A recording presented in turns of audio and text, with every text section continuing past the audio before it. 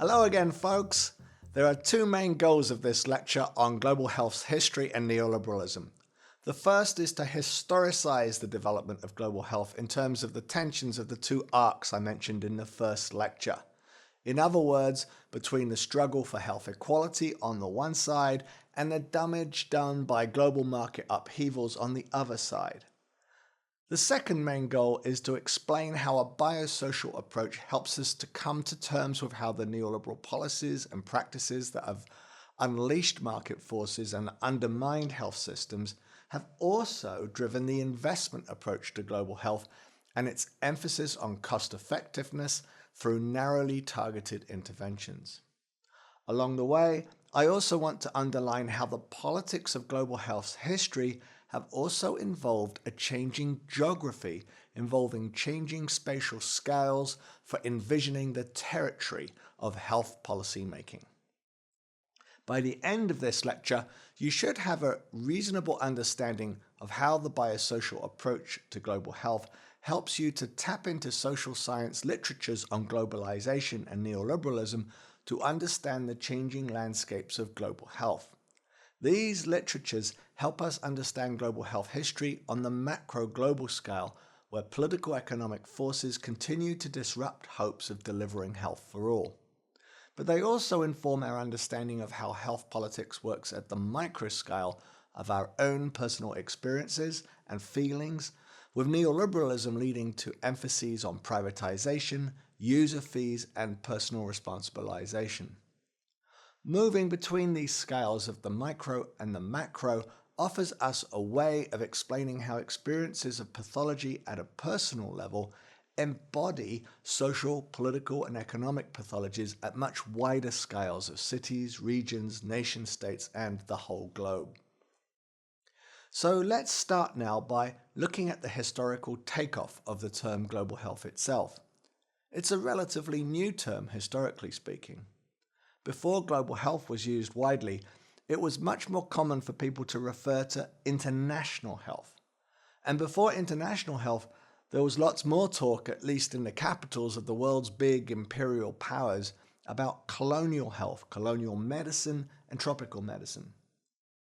So if we look at when the term global health really takes off using Google's Ngram viewer tool, we see that it began in the late 1990s and then really took off in the new millennium after the year 2000. Now, this terminological takeoff of global health is historically closely associated with an economic and financial set of developments, including some associated with the rise in the new millennium of funding for global health programs by rich countries, governments, and philanthropies.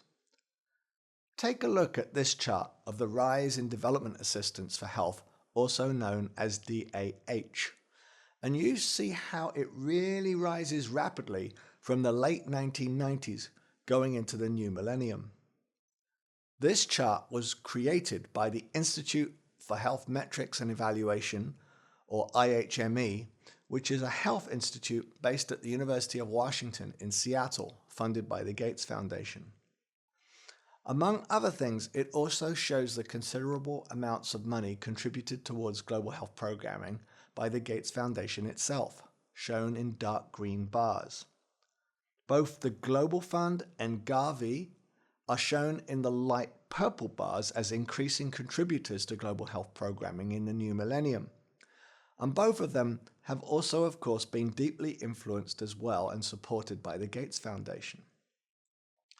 There are more consistent contributions of the UN agencies and the WHO, the World Health Organization, in blue bars. And then there are the increasing commitments of the so-called bilateral donors as well, all shown in red at the base of each bar in the graph.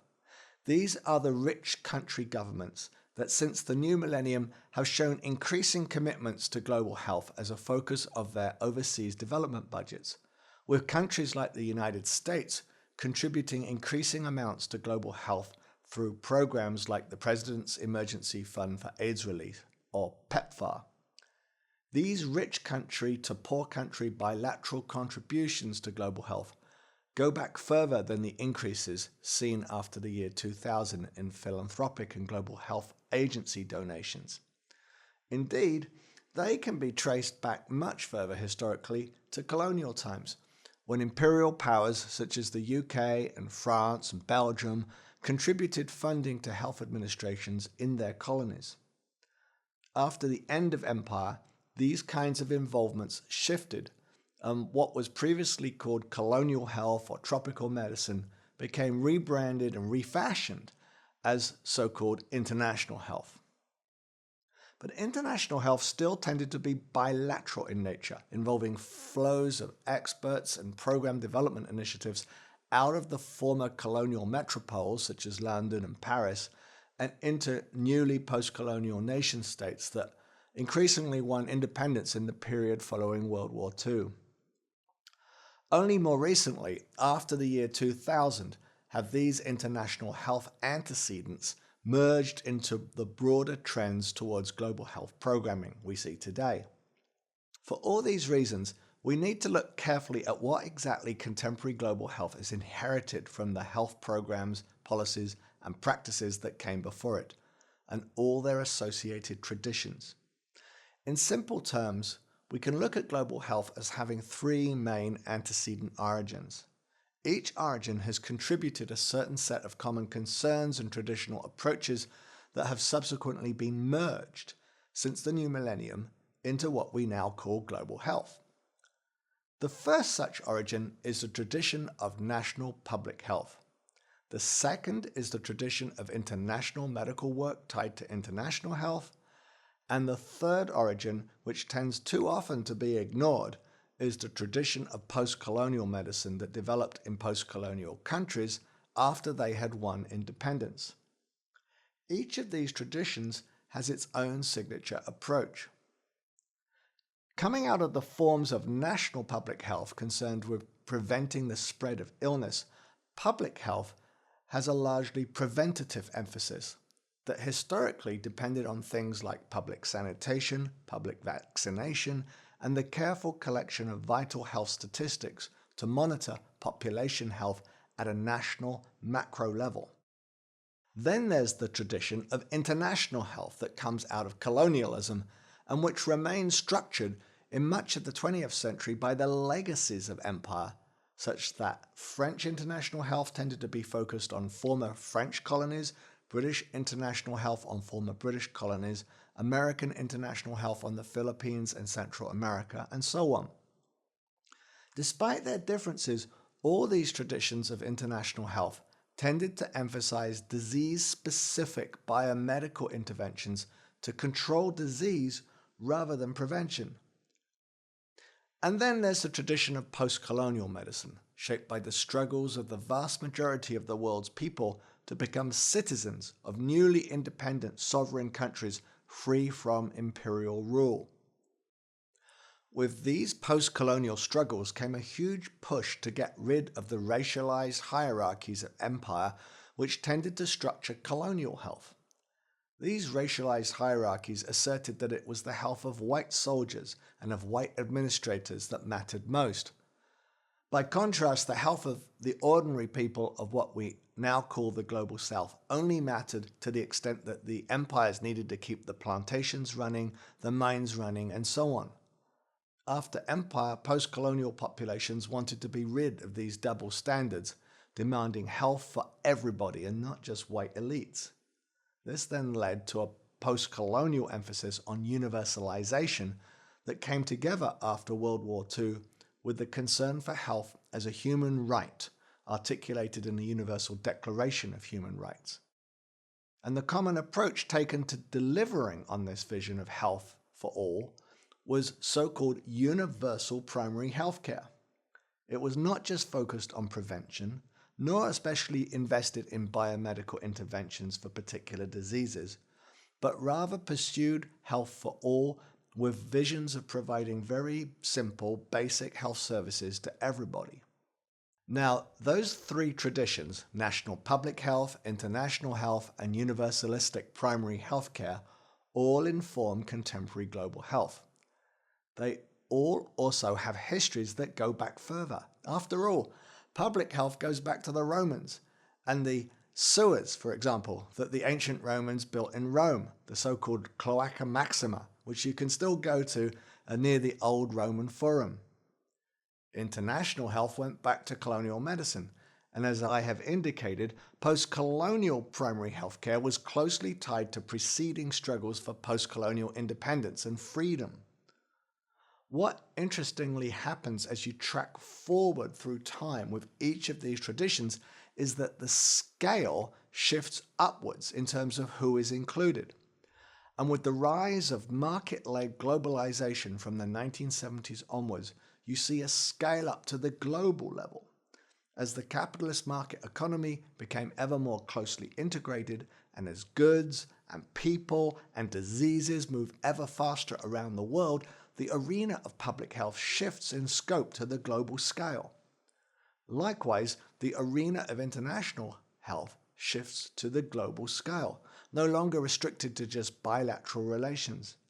And the arena of universalization through primary healthcare visions of health for all, that too shifts up to the global scale.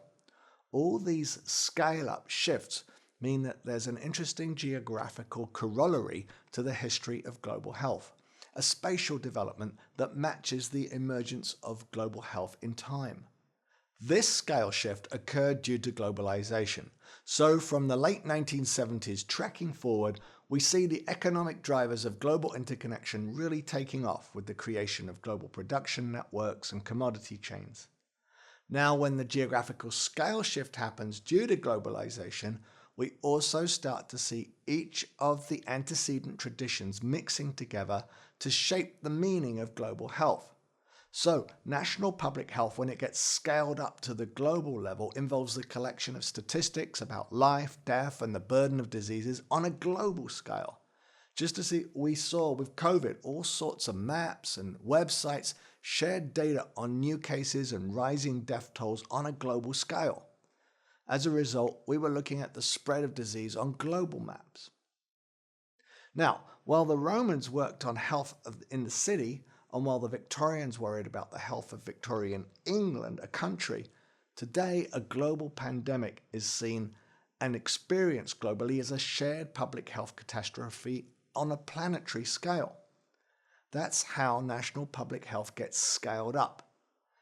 And it's a very similar story with international health being transformed into biomedical intervention programs being planned on a global scale. As you've already seen, this is what the Global Fund to Fight AIDS, TB, and Malaria is doing. And that's how they come to say things like 50 million lives saved, because they are thinking about disease control through direct biomedical interventions on a new global scale. They are a global fund. And then we have the vision of universal primary healthcare, the idea that health is a basic universal human right tied to freedom from empire and its double standards. That kind of vision was initially national as countries became independent, but it too got scaled up to a global level.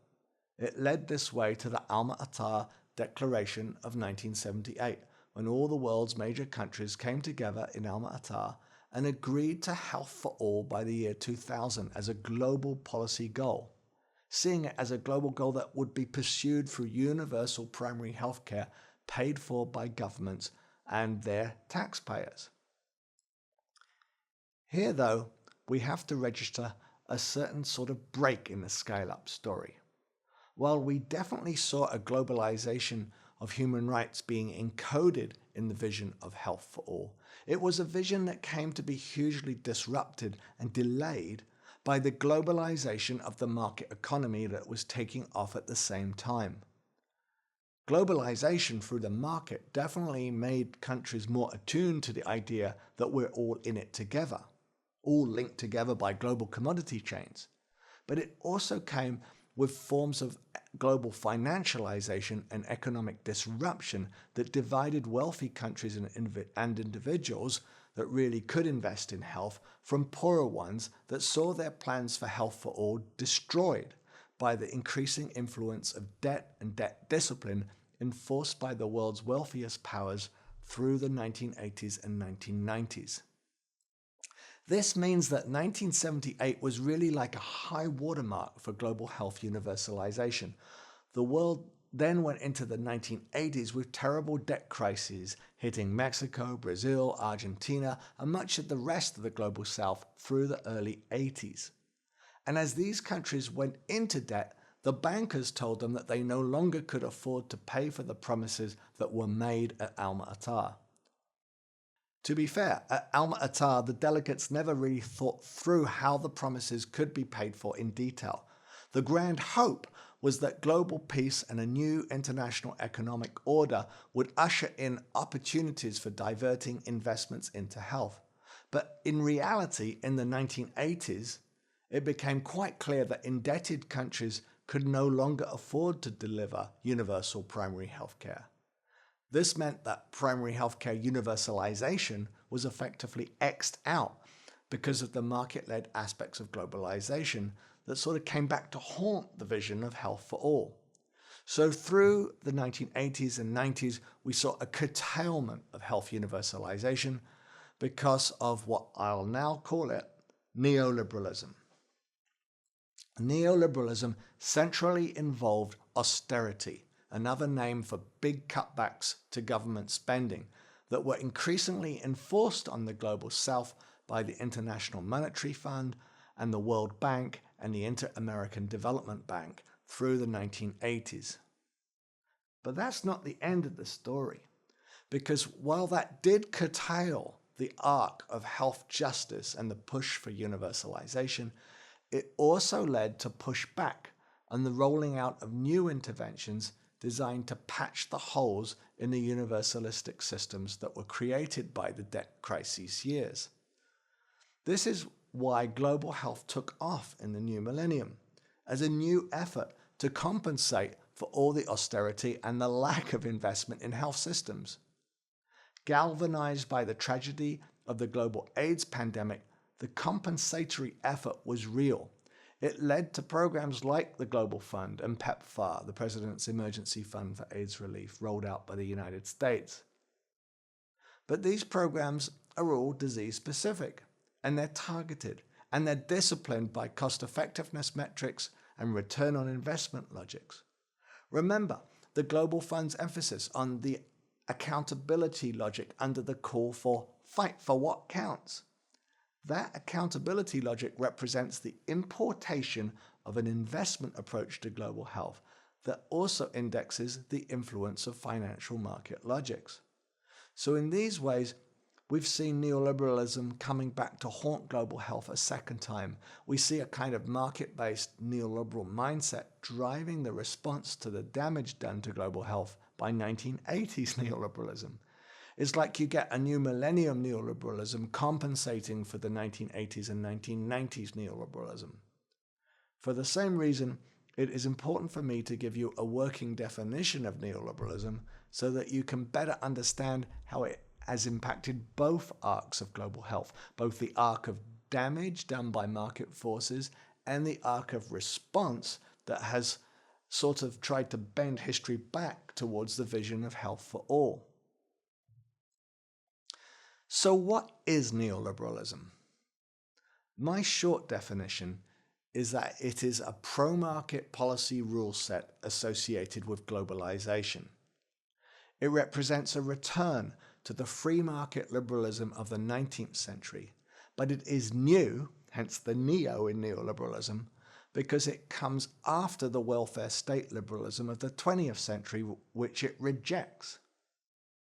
Its critics call this policy rule set market fundamentalism, but its advocates tend instead to call it free market capitalism. Both associate it with the so-called Washington Consensus because of the role played by the IMF and World Bank, which are based in Washington, D.C. Both of them played a key role in enforcing neoliberal policy globally. So what is the actual rule set at the heart of Washington Consensus neoliberalism? It consists of 10 main neoliberal policy commandments, which have become a kind of common sense for pro-market policymakers, with each policy norm having its own catchphrase commonly invoked by policymakers. First, there is the call to liberalize trade, made with the catchphrase of free trade. Second, there is the call to privatize public services, made with the catchphrase of use business efficiency. Third is the call to deregulate business, made with the catchphrase of cut red tape. Fourth is the call to cut public spending, made with the catchphrase of shrink government. Fifth is the call to reduce and flatten taxes, made with the catchphrase of being business friendly. Sixth is the call to encourage foreign investment, made with the catchphrase of reducing capital controls. Seventh is the call to deunionize, made with the catchphrases of flexibility and respecting the right to work. Eighth is the call to develop using markets, made with the catchphrase of trade, not aid. And ninth is the call to reduce inflation, made with the catchphrases of price stability. And 10th is the call to expand property rights, made with the catchphrase emphases on defending patents and titling land. It is these Washington Consensus policies that Paul Farmer came to criticize as a physician because of their deadly effects on the health of poor people in the global south. Structural adjustment plans that imposed the policies on poor countries inflicted what he saw as a form of structural violence, with conditionalities creating the conditions for what he renamed so provocatively as the pathologies of power. These details about loans and such may seem pedestrian to an academic audience, he said. They certainly would hold no great interest for me, that's Paul Farmer, were it not for their direct and profound impact on the bodies of the vulnerable. Trust me, he continued, they are of life and death significance. For those reluctant to trust a physician anthropologist on this score, one has only to consider the case of Anit dying of metastatic breast cancer. She inhabits a world in which it is possible to visit 14 clinics without receiving a diagnosis or even palliative care. The contours of this world, a world in which her options and even her dreams are sharply constrained, have been shaped by the historical and economic processes described in this paper. Structural violence is structured and stricturing. It constricts the agencies of its victims. It heightens a physical noose around their necks, and this garroting determines the way in which resources, food, medicine, even affection are allocated and experienced." Unquote. Like Paul Farmer, I don't think such pathologies need to be the end of the story. For the same reason, I should underline that I don't want my account of global health history here to be all gloom and doom. The compensatory efforts of global health programs in the new millennium have been effective in saving lives, which is why I wanted to start the course by focusing on those global fund claims about saving lives.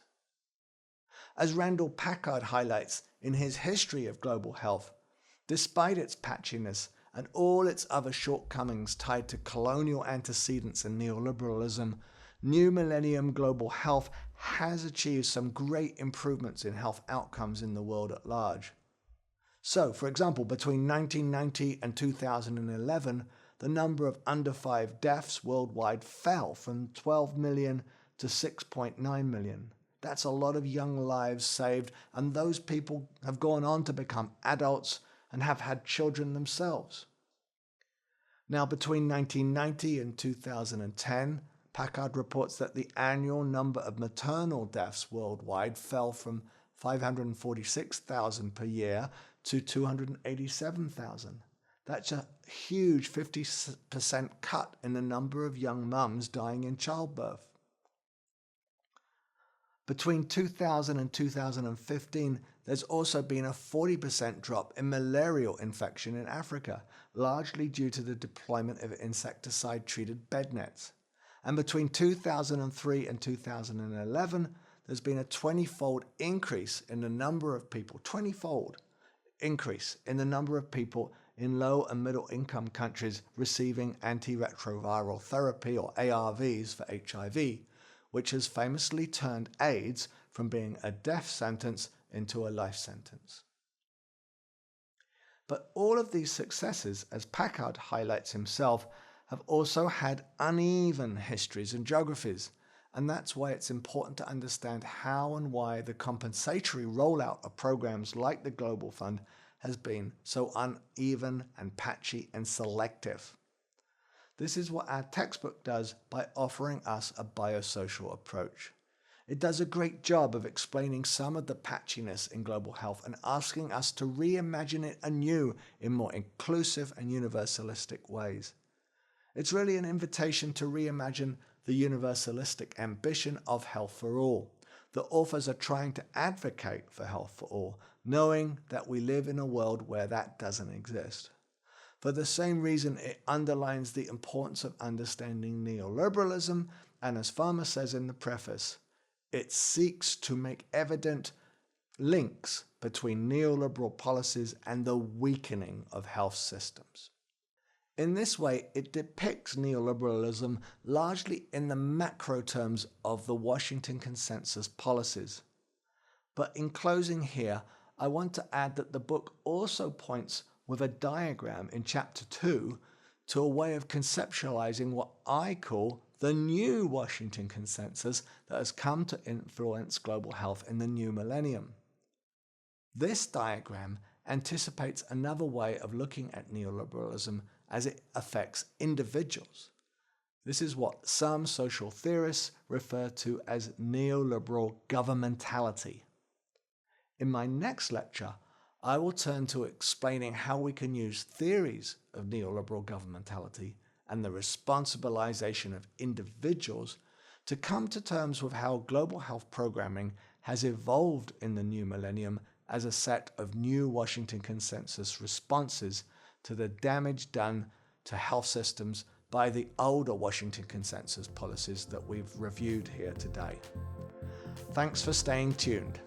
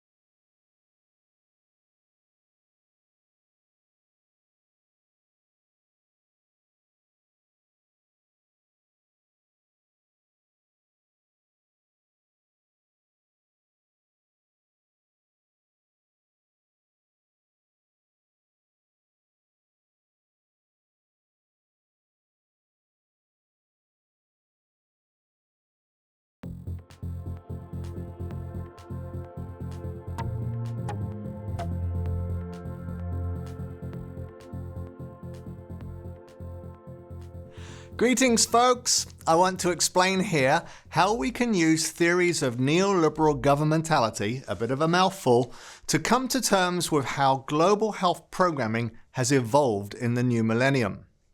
In a nutshell, my argument is that the old Washington Consensus policies and neoliberal commandments that I reviewed in the previous lecture have led to health crises that have in turn generated a kind of compensatory new Washington Consensus.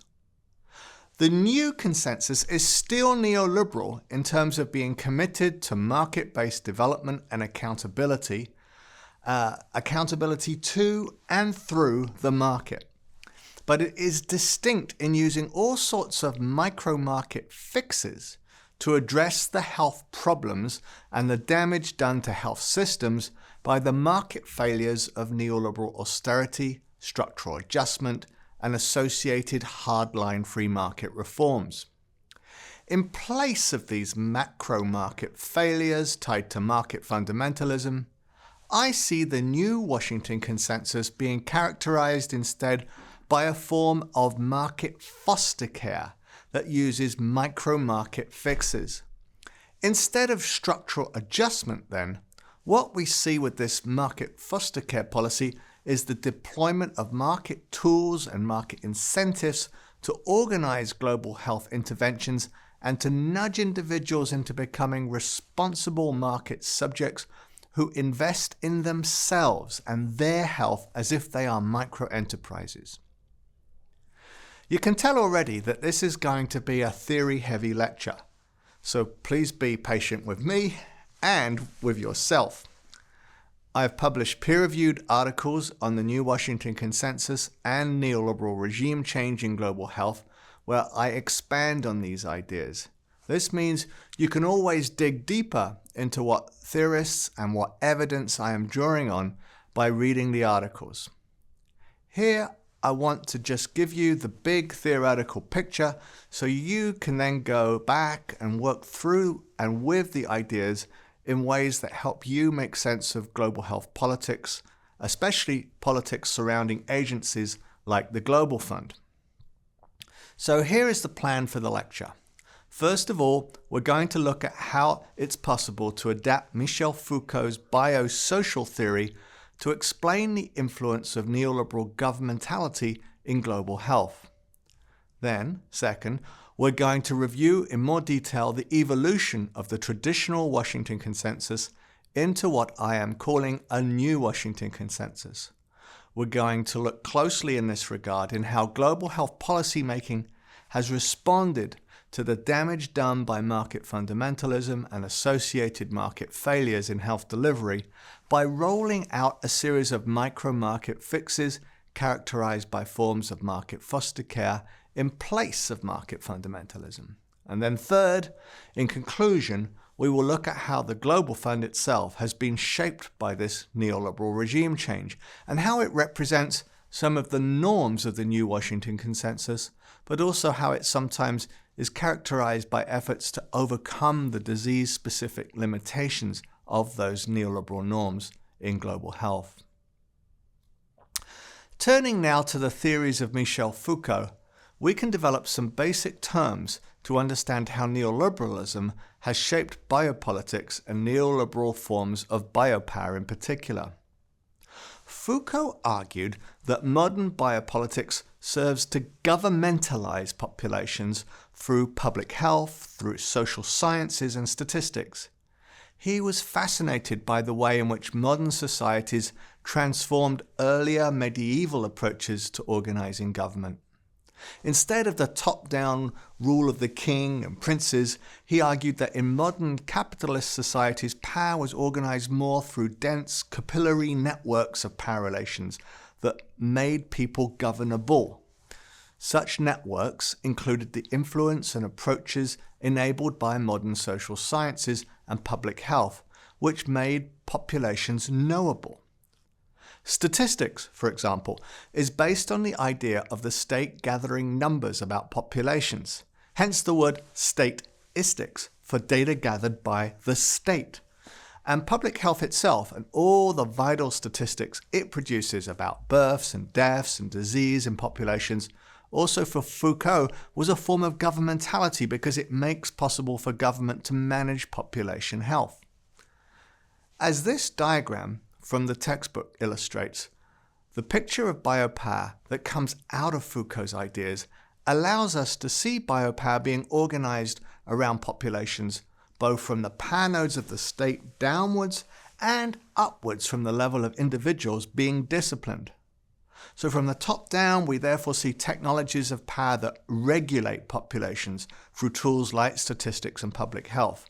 And from the bottom up, we see technologies of power that involve individuals being enlisted into disciplining themselves to behave in certain ways.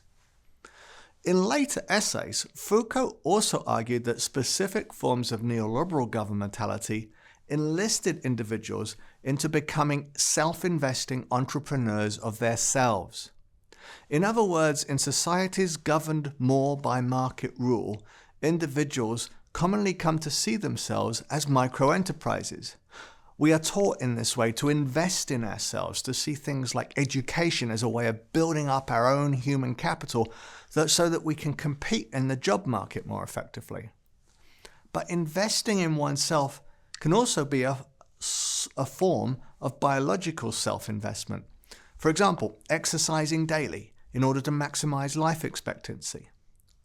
More recently, social theorists such as Nicholas Rose have used these ideas from Foucault to describe what they call forms of biological citizenship, in which personalized medicine or targeted medicine is increasingly being adopted as a way for individuals to invest in their own health, taking over from governments investing in the health of populations as a whole. But what theorists like Rose tend to ignore are all those populations around the world that do not have the resources to invest in their own personal health in this way. For the same reason, I argue that we need to think about biological sub-citizenship at the same time as coming to terms with neoliberal forms of biological citizenship. Our textbook provides a number of useful handholds and keywords for moving through this complex theoretical terrain. It makes evident the links between neoliberal policies and the weakening of health systems. It shows in these ways how Washington Consensus policies promoted by the IMF and World Bank through structural adjustment programs systematically undermine the ability of governments to invest in the health systems that support population health in poor countries. The book's biosocial approach helps us in this way to come to terms with how poor health outcomes relate to social, political, and economic influences tied to the old Washington Consensus. It does not so directly address how forms of neoliberal governmentality have gone on to shape global health policy responses to these poor health outcomes. But in moments, the textbook does address how certain neoliberal policy norms creep into global health policies in the form of cost-effectiveness analysis. If you read carefully, you can see a certain tension in the book between Paul Farmer's frustration with cost-effectiveness analysis and the influence of Jim Kim's more neoliberal outlook. So let me now focus on Jim Kim, therefore, and use him as a kind of case study in how the new Washington Consensus has come to shape global health in the aftermath of old Washington Consensus problems. Kim was no slouch as a critic of the old Washington Consensus on market fundamentalism. Back in the year 2000, he co-authored this book, Dying for Growth, which made a strong critique of the impact of market rule on poor country health systems and health outcomes. The idea that robust economic growth will automatically lead to a better life for everybody is comforting, the authors claimed. Unfortunately, they continued, it is also wrong. The proponents of neoliberal principles argue that economic growth promoted in this way will eventually trickle down to improve the lives of the poor. Increasingly, however, such predictions have proved hollow." Unquote. Kim and his co-authors went on to provide tons of evidence of the damage done by Washington Consensus structural adjustment to health around the world. However, if we fast forward to 2018, we see how a new Washington Consensus starts to be articulated by Jim Kim himself in his new role as the World Bank president. In the movie Bending the Arc, his appointment to this role by President Obama is presented as a huge step forward. But many global health justice advocates worried at the time that it was more likely that the World Bank would change Jim Kim than for Jim Kim to change the World Bank. These worries unfortunately came true. So in 2018, we see Jim Kim start to make a new Washington Consensus call for market foster care rather than market fundamentalism. Countries, he said, will not be able to compete in tomorrow's economy unless they invest much more and more effectively in their people, especially in health and education, which build human capital, unquote. This is a very strong recommendation for neoliberal governmentality at a microscale. Back in 2000, in the conclusion of the book Dying for Growth, Kim himself even cautioned against such a turn in thinking.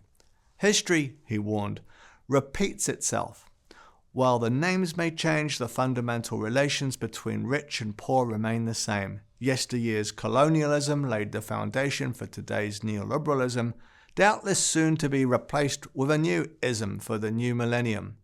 Unless the fundamental relations change, however, the poor will probably continue to suffer a disproportionate amount of violence and disease. With the turn to emphasizing human capital investment from the World Bank, we really start to see this new ism, anticipated by Kim, a new ism of micro-market neoliberalism influencing global health policy making. We're going to do a ranking, Kim explained in 2018, from 1 to 150. We're going to rank countries based on their stock of human capital. As a result, heads of state, ministers of finance must be terrified of not investing more in their people. Let's make it very uncomfortable to not invest in health and education. This kind of thinking through the logic of competitive rankings and human capital was already anticipated by Michel Foucault in his essays on neoliberal governmentality. All activities, he said, concerning the health of individuals will thus appear as so many elements which enable us first to improve human capital and second to preserve and employ it as long as possible. Thus all the problems of healthcare and public hygiene can be rethought as elements which may or may not improve human capital. Unquote. That was Foucault. Now, this transition that I'm suggesting we can see in the work of Jim Kim, the transition from the old Washington Consensus to a new Washington Consensus on investing in health for wealth, can be usefully theorized following the work of Karl Polanyi and Jamie Peck. Polanyi was a contemporary of Friedrich von Hayek, the original neoliberal thought leader, and like von Hayek, Polanyi escaped Vienna and the Nazis by first moving to the UK and then to the US.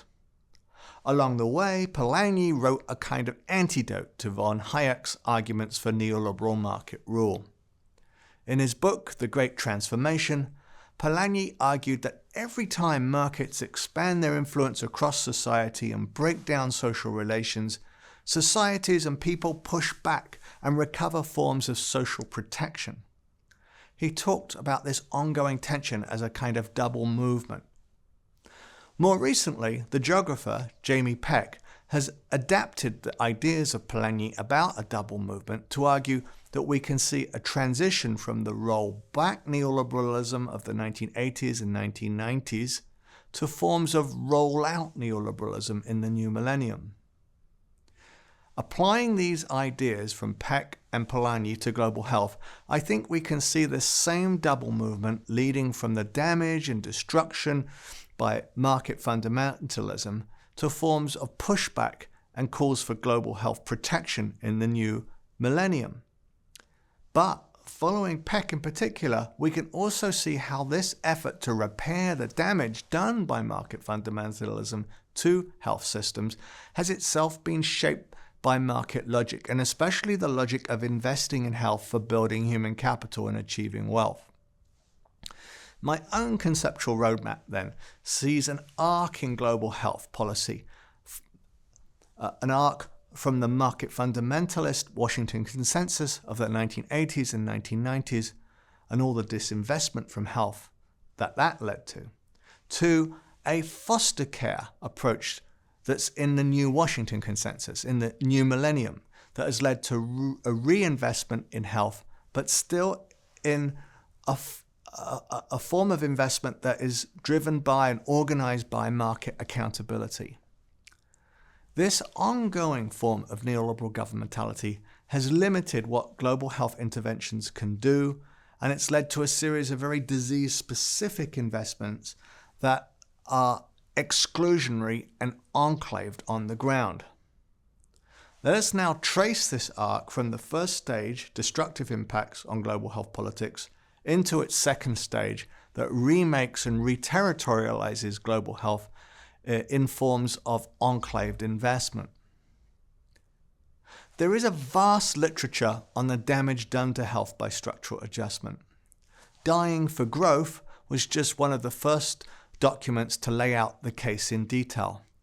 Others have followed, including Paul Farmer's own book, Infections and Inequalities, Rick Rowden's book on the deadly ideas of neoliberalism, The Body Economic by David Stuckler and Sanjay Basu, which provides tons of statistics from public health on the damage done to population health by market rule. Another book by Ted Schrecker and Claire Bambra on how politics makes us sick is even subtitled Neoliberal Epidemics. And although it does not use the word neoliberalism, the World Health Organization also usefully surveys the damage done by market rule in its huge report on the need to close the gap in global health inequalities. Reporting out that work, the president of the World Health Organization, Margaret Chan, created a stir in 2009 with her indictment of market rule. Last year, she said, our imperfect world delivered in short order a fuel crisis, a food crisis, and a financial crisis. It also delivered compelling evidence that the impact of climate change has been seriously underestimated. All of these events have global causes and global consequences with serious implications for health. They are not random events. Instead, they are the result of massive failures in the international systems that govern the way nations and their populations interact. In short, they are the result of bad policies. And then when she gets onto the bad policies, she says, in far too many cases, economic growth has been pursued with a single-minded purpose as the be-all, end-all, cure for all. That's neoliberalism, right? The assumption that market forces, she went on, the assumption that market forces could solve most problems has not proved true. Too many models of development have assumed that living conditions and health status would somehow automatically improve as countries modernized, liberalized their trade, and improved their economies. This did not happen. Close quote. All the problems that the World Health Organization documented in 2008 and 2009 nevertheless did generate responses. It's in these responses that we can in turn see a new form of neoliberal rollout investment, rollout of new investment logics that remake global health policy and its spaces of intervention with a focus on micro-market foster care. We see, first of all, a rationing approach of cost-effective investment and return on investment, or ROI rationalities, that justify disease-specific investments as so-called best buys. We secondly see the targeting effects caused by privileging selectivity over universality. And thirdly, we see forms of biological citizenship being protected in enclaves of disease-specific investment, even as many other communities are abandoned to forms of biological sub-citizenship because they are not suffering from the right diseases that have been targeted for investment.